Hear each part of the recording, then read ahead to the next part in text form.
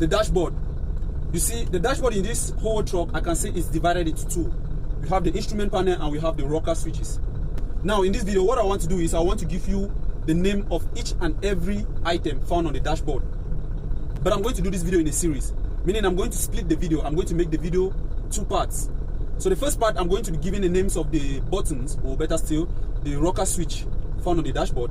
And the part two, I'm going to be giving each and every name of everything found on the instrument panel. You see, there are a lot of buttons we use, but we don't know their names, and we don't even know exactly what they are used for. So stay tuned. The first part of the video, I'm going to be talking about the rocker switch, meaning every button found on this side of the truck. So since this is a dump truck, this right here is a parking brake.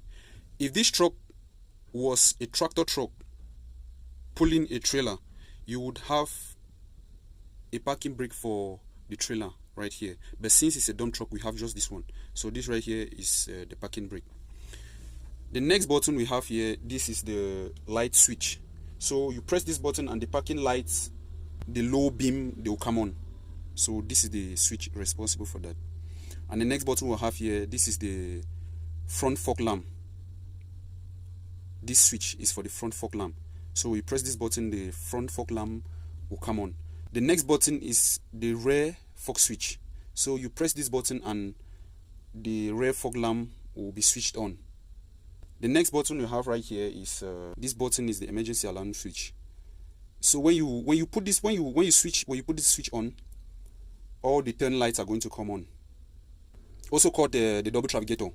So this button, this switch right here is the double trafficator, but usually, or better still, the name for it is the alarm, the emergency alarm switch. The next button we have here is a horn change switch. So every truck has the loud horn and the minor horn. So this switch right here is responsible for changing changing the horn. The next button we have right here is the PTO button, the power take off button. That's the PTO, the power take off. So when this switch is on, it's going to appear on the instrument panel. And this button, this is the button responsible for tipping the truck. So the next button is this is the engine diagnostic switch. It is locally known as the engine brake. So this button right here, the engine diagnostic switch, oftenly we use it as the engine brake. The next button right here is the interwheel differential switch. So when you press this button, all the interwheel differential lock is going to be combined. And the next button we have right here is the interaxle differential switch. After pressing this button, all the interaxle lock will be combined. The next button right here is the beacon light, or the warning light. This is the MCS button. And it's used to switch display to different interfaces. When you rotate it, there's a display on the instrument panel. Let me just show you exactly what I mean. So when you rotate it, you have this. So when you keep rotating it, you have this display. So that's what this button is used for. This is the diagnostic interface.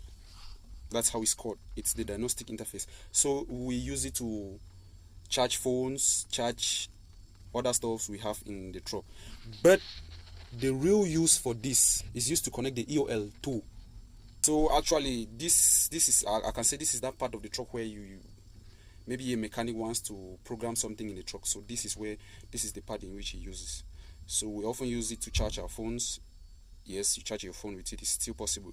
But this is actually the tool. It's used to write programs and connect other electronic stuffs to do programming in the truck. These are the buttons controlling the air conditioning in the truck. The last but not the least, this is the manual accelerator control. When it is used at a certain position, the driver can rest and the car can travel without the driver using the accelerator pedal. If in your truck there is a button which this truck does not have, and you don't know exactly what the button is used for, you can send me a picture of the button and I'm going to tell you exactly what the button is being used for. Okay, if you find this video helpful, you save, you please share, please keep the request coming. And if there is any switch in which I've named and you don't know exactly what it's used for, you write in the comment and I'm going to tell you exactly what it's used for. Follow Darling Trucking for more talking tips. Thank you.